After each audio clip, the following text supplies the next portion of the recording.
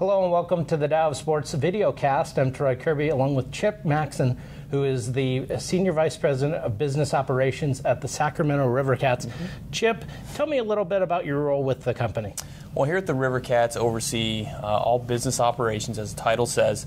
I tell people my job is to make sure the ballpark gets filled up, we've got happy sponsors, and everybody has a good time. So oversee the sponsorship side, ticket side, marketing, community elements, and then the media elements as well. So when people look at minor league baseball, they tend to go, well, you know, they're selling the wins that are on the field, but that's not necessarily true. You sell everything but the wins. Yeah, that's everything but the win is a good way to put it. And here in Sacramento, the team's been so good for so long, making the playoffs in 11 of 13 years. Our fans have gotten accustomed to winning, but at the end of the day, we're successful when somebody comes out to the ball game, they have a great time, and they don't know if the team won or lost. That's when we consider ourselves successful.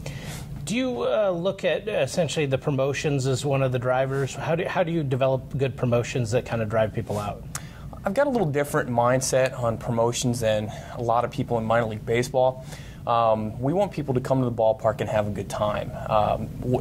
Three things that I say is we want butts and seats, we want to maximize revenue, and we need to maintain maximum value association. That maximum value association means people pay full price for a ticket. They want to come to the ball game. Obviously, the butts and seats, we want a sold-out mentality. What I try and do is use a combination of season ticket holder benefits with some promotions, some fun game activities, the game entertainment to help create that sold-out mentality. So whereas a lot of teams will do a bobblehead giveaway on a Monday night, I don't care about Monday nights until I sell out my Fridays, Saturdays, Sundays, and then start working back Thursday, Wednesday, Tuesday, then Monday. So I'm not going to load up on gimmicky giveaways. I want value associated with the giveaways where people say, hey, this is cool, this is fun, this is exciting, I want to go and be a part of this evening, and then when they leave, hey, I've got to come back, that was such a great time. Is there a problem with doing the promotions like the bobbleheads too much? Like it's the silver bullet that could actually kill you?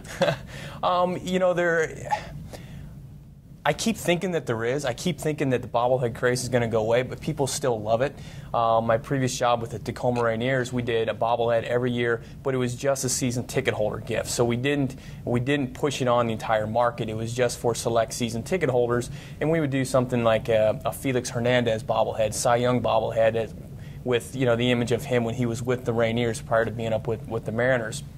This year here in Sacramento, we've taken a different approach where if I can combine a sponsorship element, a ticket package element, plus a single game marketing driver, if we can do a more holistic approach, then that's a whole lot better than just trying to aim it at one of those. So we have and a social media element as well. So this year we had a 9 bobblehead series where the fans went online, went to social media, and voted for their all-time favorite Rivercats player in each position.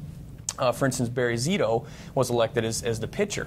So then we looked at ball games, said, okay, our Fridays and Saturdays we have fireworks, Sundays, Family Sunday Fun Day, let's put bobbleheads on Sunday to help drive single game traffic on those days, come out with the families, have a great time. So we were giving the bobbleheads away on different Sundays, but then we created a ticket package where you're guaranteed all 9 bobbleheads plus the bobble field that they sit on.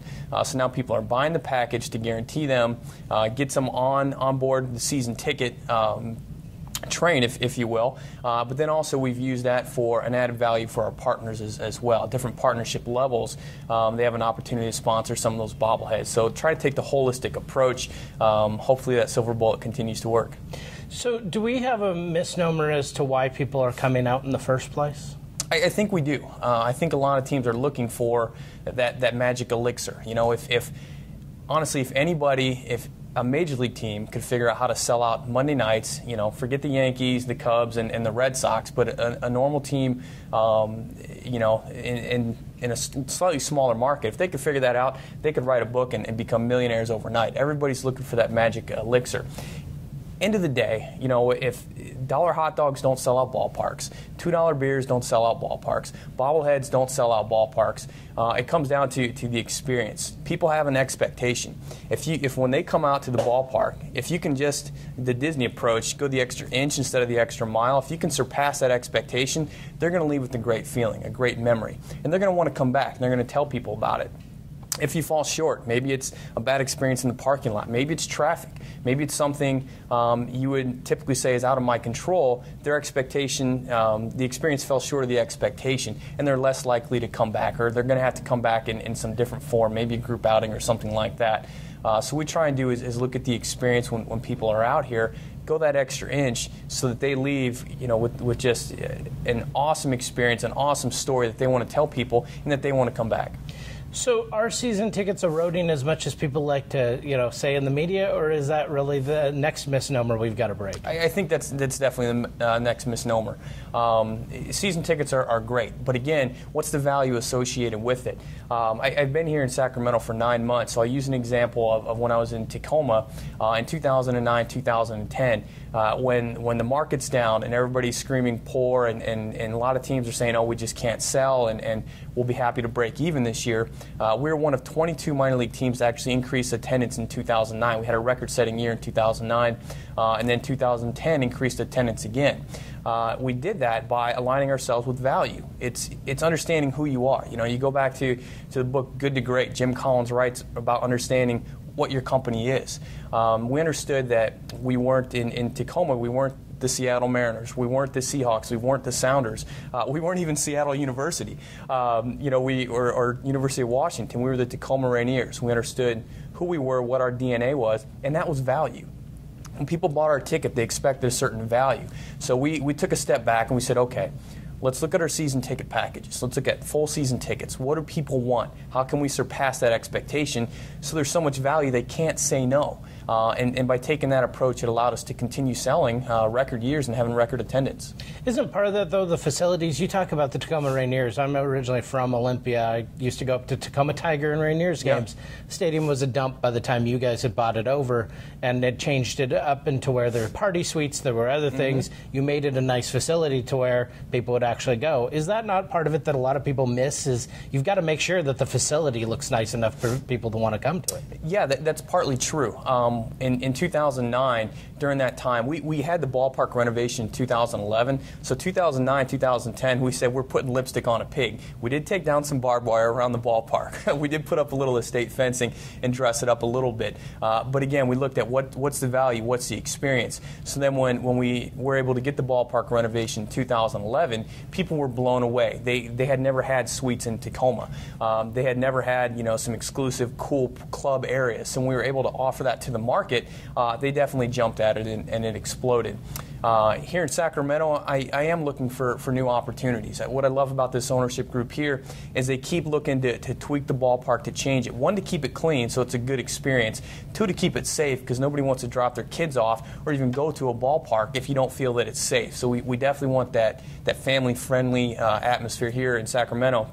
But last year, added a beer garden focusing on craft beers. Everybody's going that direction. The microbrews are exploding. Let's capitalize on that. Right now, we're actually let the cat out of the bag a little bit, looking at some possibly a brand new club area to build out next year, to have an all-you-can-eat option for our season ticket holder base. It would be a membership-only type club area, but we don't have that here with the Rivercats. We've got our great Jack Daniel's Solon Club. People can go up there, they can purchase their food, they can purchase their drink. It's a great atmosphere. But we need to go to that next step, the next step up, because that's what people are looking for. Are you concerned about suite saturation, especially in a market?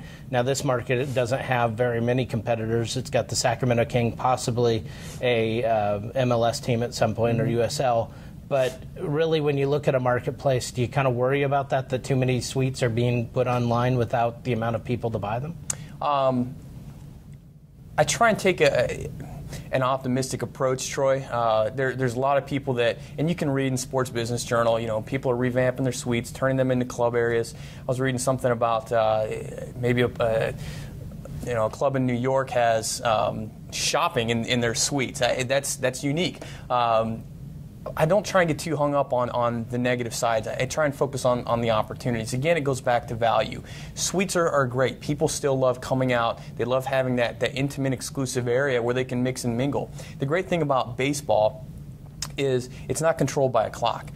You can actually still hold a conversation, talk to somebody. There's action going on the field. You can hear people erupt when a home run's hit. Then you can look at the field. But between batters, you have time to actually hold a conversation with somebody. That's why it's so great for the business environment.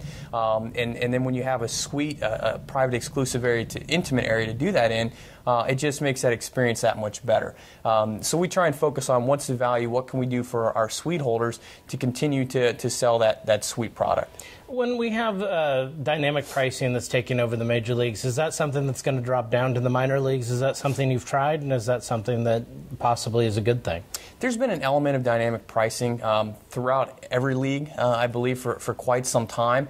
I don't know if minor league baseball will ever get to the point where the major leagues are, where it's who's pitching that day or what team's coming into town. But I know a lot of minor league teams have gone to dynamic pricing for hospitality areas, depending on day of the week, depending on month. Some teams, April and May, can be tough. When schools come out, June, July, and August, people are doing their summer activities. That's when typically sales increase throughout the minor leagues as well as the major leagues. So I know there's some element of dynamic pricing. Some teams, they look at their fireworks nights, those are their sold-out nights, so they increase pricing on there.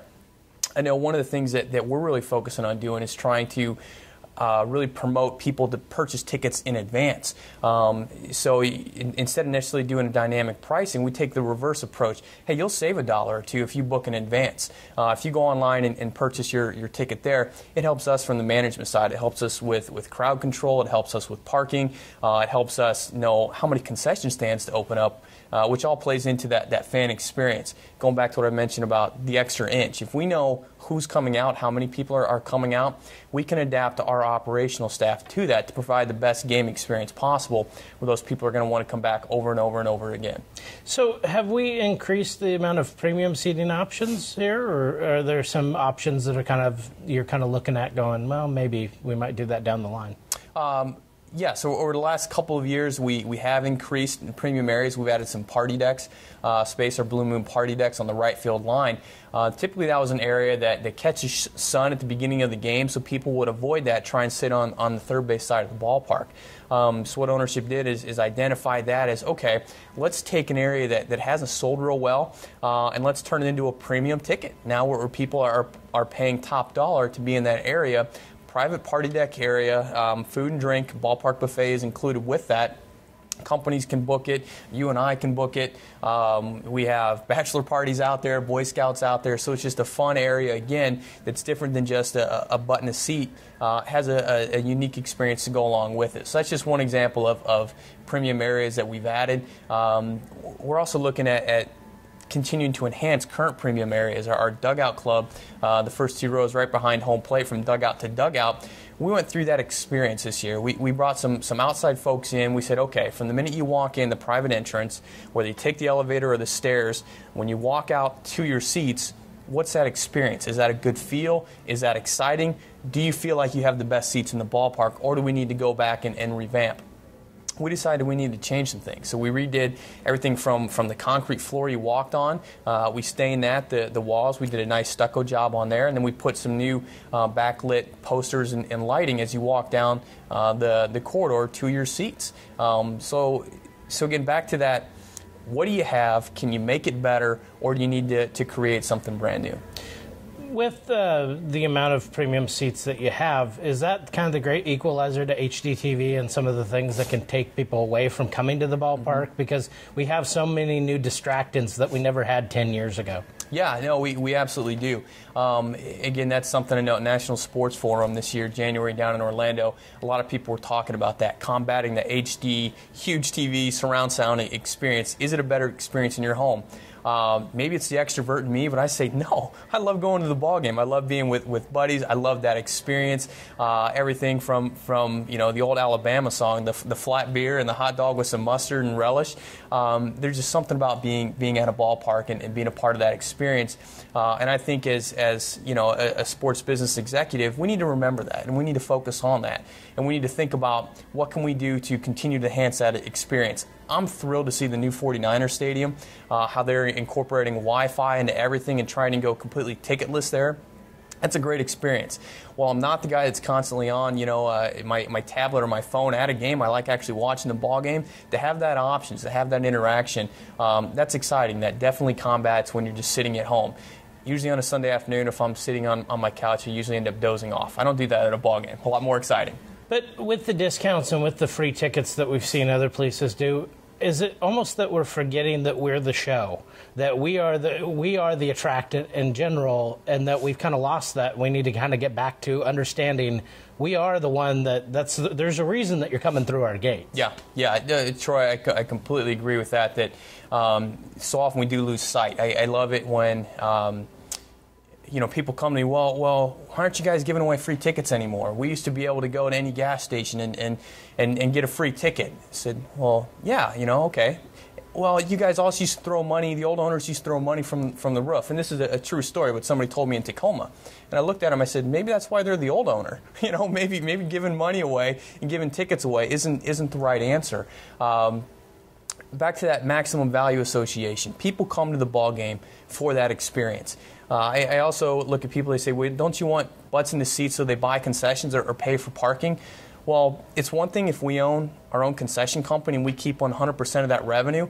But I tell you this, Troy, you probably look at this as well. The margin on a ticket is a lot higher than the margins on concessions. So I look at it as, okay, I keep 100% of the ticket revenue. I do not keep 100% of the parking or 100% of the concessions. So what I want to do, I'd rather give a discount on food and keep 100% of the ticket revenue than vice versa. Again, we're always training our markets. I don't know anybody that would walk into a jewelry store if there wasn't a big 50% off deal or something like that going on. We know not to pay full price for jewelry. I don't know many people that walk into a car lot and want to pay full price either. We're trained that, hey, that's not the real price. I can get something better. In sports, we do the same thing. When we give tickets away, when we run all these special promotions, we're telling our fans that, no, that's not the right price. You can get it cheaper.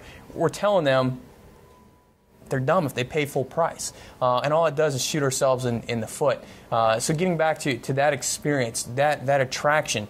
Again, Monday night, I'm not going to care as much about a Monday night if the stands aren't full. But you know what? On a Friday or Saturday night when the ballpark's packed, I'm going to invite my partners out then. I'm going to show them this is the electricity. This is the feeling people get when they're out here at Raley Field in Sacramento. And this is why you want to be a part of this organization. I'll add in here while I mention partners. People love sports. People get fanatic about sports. I think too often, too, we try and look at Joe fan, and sure, we want them to come out to a ball game, but statistics and studies will show you your fan base, that season ticket holder base that you have, they're the ones that know who your partners are. They're the ones that will spend dollars with your partners. They're the ones that will go in and buy the merchandise as well. So again, just that comp ticket, that giveaway ticket, it doesn't do anything for our partners. It doesn't do anything for per caps concessions or merchandise because those people as well, the show rate's really low and they're not coming in spending money because they already have a free ticket. That's what I was going to ask you, is the per cap need to be recalculated, because we seem to do it once every few months, once every year, and not look at it game by game to see exactly where the holes are that we may actually have some issues on, not just a Monday night, but a Friday night. Yeah, it's absolutely. You need to look at per caps, and I think we do a good job here in Sacramento. Our general manager, Jeff Savage, the guy's he's a guru with Excel, and he's always studying and evaluating numbers, and it's great because we'll look at, and we won't even look at per caps in general. We'll start looking at specific areas. What can we do in a club area? What can we do, in this concession stand?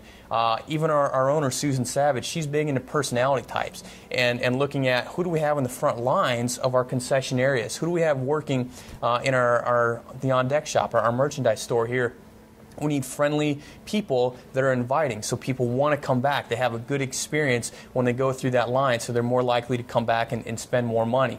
Then when you have a breakdown, Monday, Tuesday, Wednesday, Thursday, Friday, Saturday, Sunday games, you can identify, okay, on a Saturday night where we're, 10,000 plus in-house, that's our highest per caps, the energy, the excitement, and then in a club area, when we bring in a radio station that has a DJ and they're playing music, the per cap's up 50 cents or $1. So when you start identifying those trends and looking at the statistics, you're able to help yourself and manage those per caps better as well. So you talked about a little bit about dealing with paper hangers, and they are out there. They're usually, you're coming in afterwards and having to be, the person that gives the bad news that we're no longer doing that. Yeah. What are some of the issues that you think have to be kind of resolved first when you're coming into a situation where paper hangers had it? Can you just say no free tickets, or do you have to almost wean them off of it? I like just to cut it off, rip the Band-Aid off. Shock to the system. Yeah, it's, any good salesperson knows feel, felt, found.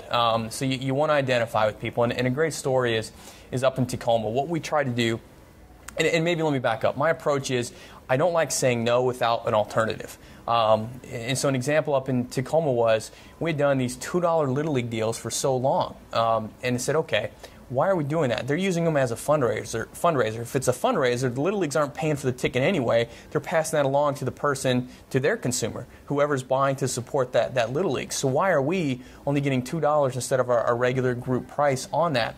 And I hear a lot of teams doing stuff like that for the schools and so forth. So what we did is we came up with a program where we developed flyers, we developed posters, we worked with the group leader in the Little League and schools up there to say, okay, here's the price. It's the regular group rate, but here's what we'll do. We're going to print on the ticket whatever price you want to sell it at. So you do this as a fundraiser. For the Little Leagues, it can be great. When people sign up, when a mom signs her kid up to play Little League, that fundraiser price is built in, and at that point, the parent, we tell them, put on the sign-up sheet, here's the opportunity, you can buy X number of more tickets, but automatically one ticket's already sold with that. So we work with them to try and be proactive, explain they don't have a price increase. We're actually going to try and help them make more money by doing certain things, so we get an alternative.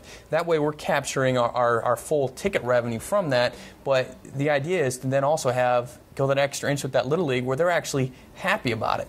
They're cutting a bigger check, but they receive more revenue up front. So it works well that way. We did have a guy that thought that was just absurd. They were going to write the newspaper, call all the radio stations, talk about how we were just evil, money hungry, corporate don't care about the fan anymore type people. 2 years later, they were back on board and sold over 1,000 tickets, for their Little League group and had a great time. When they came out to the ball game, we made sure we had, the top selling kid throw out the first pitch and did some other added value like that to let them know that no, we're not that evil. But there's definitely ways that we can protect ourselves on the business side, but add more value to them so it's a better experience as well.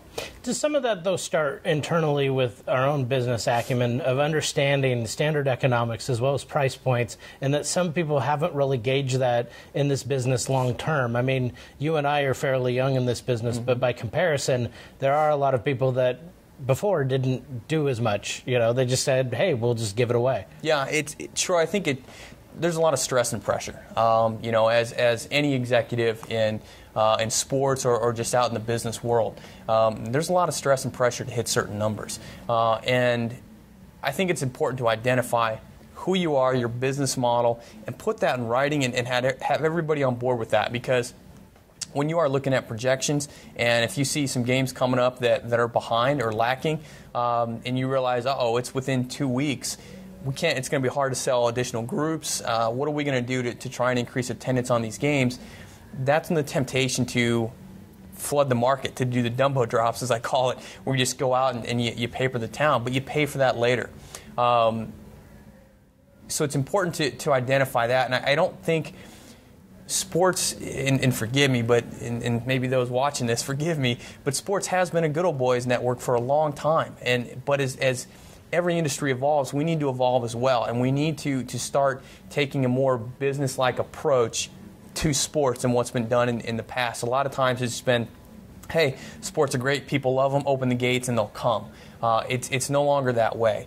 We are battling for the discretionary dollar. I tell my staff, it's like, hey guys, we're not selling baseball. We're a fully integrated entertainment venue where we're selling an experience. And we need to make sure we take that approach. I had a sales guy a couple years back. He'd call somebody up, and his pitch on the phone to try and get a meeting was, hey, so-and-so over here with the Rainiers, and just want to call and talk baseball with you, see if you have a few minutes next week.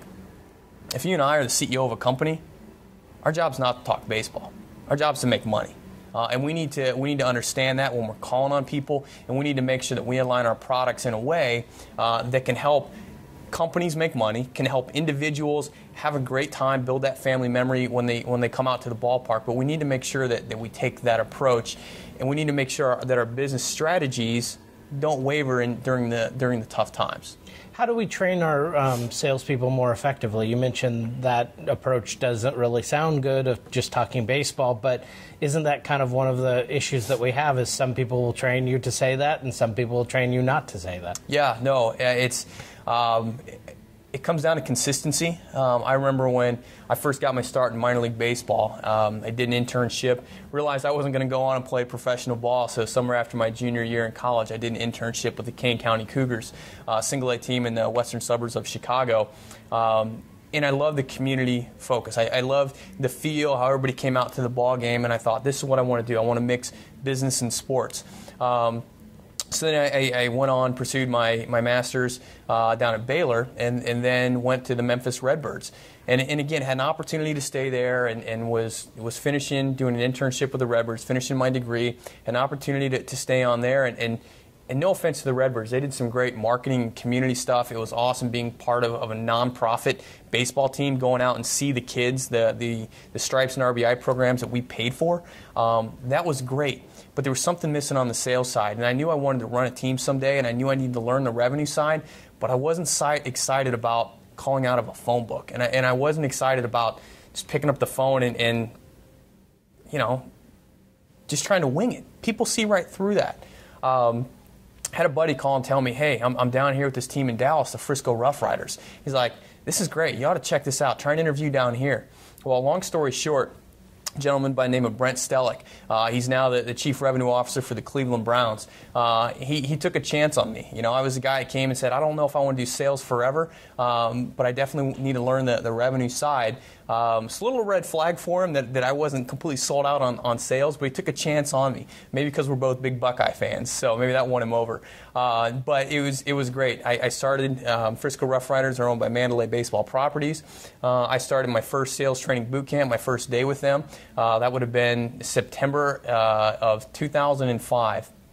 I remember walking in the room, had no idea who John Spolstra or Steve DeLay was. I had no idea the machine that Mandalay was. And after that first day of boot camp and just getting this stuff drilled into my head, the right way to do things, I remember calling my mom and saying, I'm in the right place. I'm mentally fried. I can't think about anything, but I'm challenged. I'm being taught a systematic way to do this, and they're teaching me how to use my own skills, my own personality to have fun. I'm in the right place. I took that training a couple years there in Mandalay. It was the best experience that I've had. Since then, I've seen guys go on to huge careers in the industry. I mentioned Brent, the guy that hired me now with the Cleveland Browns. His replacement, John Davis, went on to be the Vice President of Ticket Sales for the Cincinnati Reds. I love the Sports Business Journal article a couple years ago. I think it was May 2 years ago. The top sales staffs in Major League Baseball. Number one was the Padres that Brent was overseeing. Number two was the Cincinnati Reds that John was overseeing. Called those guys, said, "Hey, let's talk about this. What did you guys learn? What are they looking for? How can I implement that? How can I teach my staff those same skills?" And so a long line of folks I've been able to work with that are all throughout the industry. But to get back to your question, it's hiring good people, hiring people that are hungry. I hate it when young kids are told the way into the sports industry is through sales. I don't want somebody that wants to be in marketing. I don't want somebody that wants to be in media or PR. I've had people that want to be radio announcers that try and get in through sales. I want salespeople. I want somebody that wants to run a team, that wants to learn that revenue side, that's serious. I don't want the next Billy Bean either. I can't tell you how many kids, I want to go into baseball ops. Okay, well, go over to the Oakland A's, beat on their door till they give you an internship, in baseball ops. That's what you need to do. So hire people that are passionate about it, and then consistent sales training. That's what I learned with Mandalay. Every year, a boot camp, a week long, just focus on the basics, the simple things, calling, getting appointments, overcoming objections, and closing.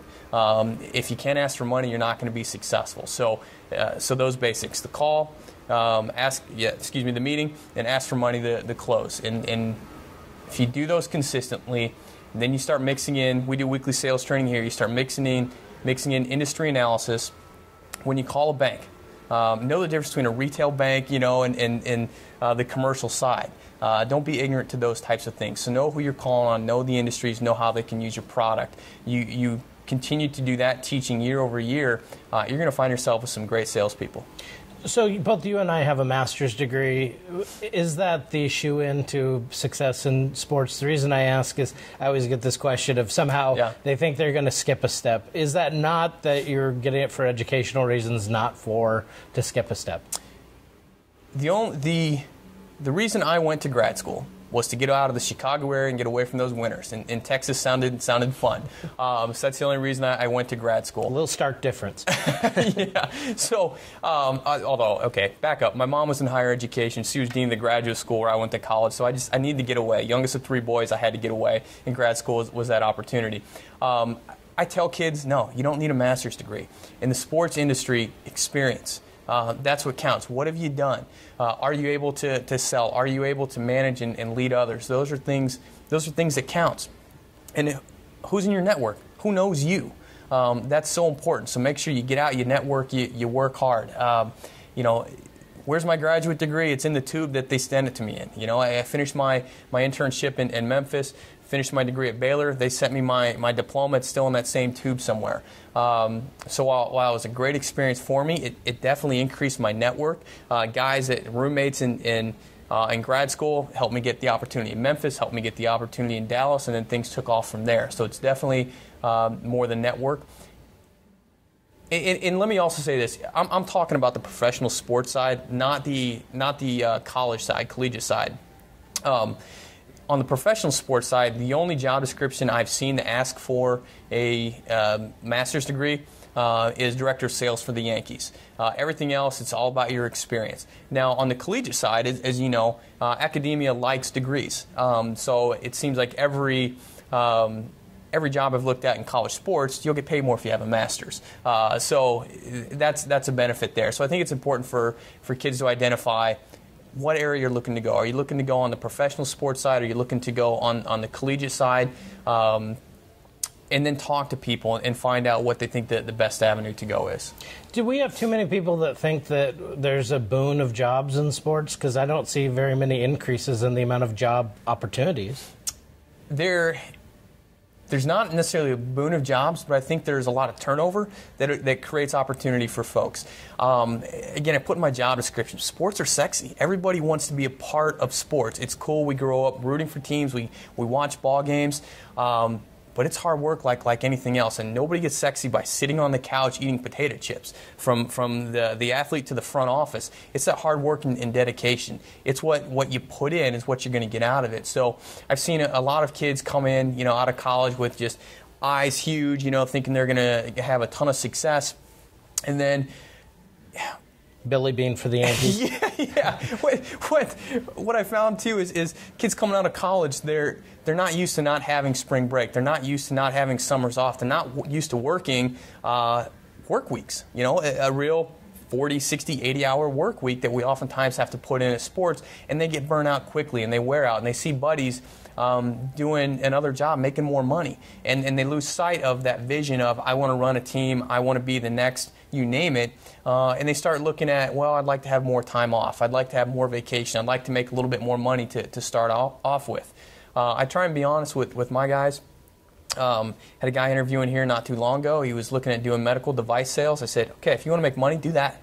Go into medical device sales. It's like money will come in the sports industry, but it's not immediate. It's like being an athlete. You've got to work, and once you produce, then success can come that way. Do you think a lot of people in the sports industry or at the bottom levels kind of look at your job and go, oh, that's 10 feet away, instead of it being 10 miles away, 10 years away, 20 years away, if possible? Yeah, that's, and I've got to be careful because I've got a great story where I was absolutely blessed and didn't even know it, and I was around some great people in the industry that have opened some doors for me, where I was a VP of a AAA ball club within 3 years of finishing my master's and being an intern. So you're part of the problem. Yeah, I am. And I try to communicate to my staff here and everywhere else that's not the expectation. The expectation should be, I've gone from 5 years down to 2 to 3 years. You need to do a job 2 to 3 years to really become great and excel at it. I had somebody ask me in an interview one time, what are you an expert in? And it took me a second. I was caught off guard because I didn't view myself as an expert in anything. And I had to quickly okay, what have I done good? Okay, this is what I'm an expert at, and back up. And so I share that with kids, with young adult professionals, that you need to become an expert in something before you can really move on and be successful. And I think you can do that in 2 to 3 years. But they need to make that commitment to themselves that the grass isn't always greener. I love a line in the song, the grass is green where you water it. And if you put in that time and effort, you water where you're at, you're going to be successful. Year one in this industry, especially in sales, you're learning. You're learning the process, you're learning the industries, you're learning yourself, you're learning how to communicate, you're learning how to ask for referrals, because nobody wants to be making cold calls their entire life. So there's a lot to learn. Year two, it's like athletics, where I remember my freshman year in college playing baseball. The game was so fast. I couldn't tell you what pitch was coming. I was just up there, praying I could hit the ball. Somewhere, sophomore, junior year, somewhere the game slowed down. My mind caught up to my body, and I was able to perform, at a higher level because my mind, I was able to think through, process things more efficiently. Same thing in sales and in this industry. Your second year, things slow down. Now you get it. You've also got some account base you can fall back on. You've learned how to develop relationships with people. You've learned how to overcome objections. Second year is when you better start taking off. I tell my guys, second year you better be competing for number one on the sales board. If you're not, maybe it's not the right industry for you. But if you are, there's going to be a lot of opportunity, because in year three, I'm going to ask you to take on responsibility. I'm going to ask you to be a mentor to a first-year person so that you can help speed them up in their learning process. And that gets you into the management track. What I've learned is in sales, you oftentimes either go management or you go from ticket sales to the sponsorship side or something along those lines, typically. And so I try and cast that vision for a sales staff about, maybe 2 to 3 years in group sales, 2 to 3 years in outside sales before you move on to something else. Now, how often do I get a kid to stay with me 4 to 6 years? Not very often, but that's okay, because they're moving on. If they've learned a lot, I tell them, look, if I'm not promoting you here, I want to help you get a job somewhere else with another organization that does it the right way so you can continue to learn and grow in your career. Chip, thank you very much for coming on the podcast. This has been the Dow of Sports Videocast podcast for the Sports Business Education Network. Chip Maxson, the SVP of the Sacramento Rivercats. Thank you very much. Troy, thank you.